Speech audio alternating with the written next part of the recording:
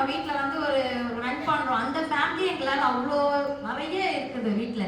அப்படி இருக்கும்போது நீங்கள்லாம் வந்து இவ்வளோ சீக்கிரம் நீங்கள் சொன்னதே தான், இவ்வளோ சீக்கிரம் எழுந்திரிச்சு வந்து எங்கள் பசங்களுக்காக நீங்கள் நிறைய பண்ணுறீங்க. அப்படி இருக்கும்போது நாங்கள் எங்கள் பசங்களுக்கு 2 பேருக்கு நாங்கள் வீட்டில் ரெடி பண்ணாலேயுமே இந்த பசங்க எல்லாத்துக்குமே ஓவராலாக நாங்களே ரெடி பண்ணி இங்கேருந்து அனுப்பிடலாம் வீட்டில் இருந்து. அதனால நாங்கள் எல்லாருமே கை கொடுத்தா கண்டிப்பாக பசங்க எல்லாருமே சூப்பராக டாப்பராக வருவாங்க.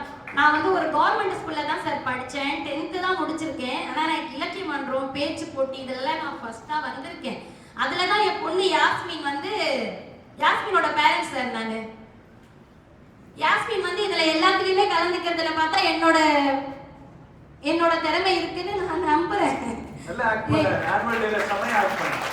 என்னன்னா இப்போ பேசி ரொம்ப நாள் ஆகுறதுனால கொஞ்சம் எனக்கு கஷ்டமா இருக்கு பேசுறதுக்கு, கொஞ்சம் உதறலும் எடுக்குது. எனக்கு ரொம்ப என் பையன்லாம் வந்து நான் எதுவுமே அட்வைஸ்லாம் நான் கொடுக்க மாட்டேன்.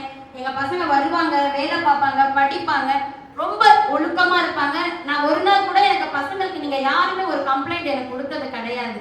அதேதான், இதே மாதிரி எல்லா பிள்ளைங்க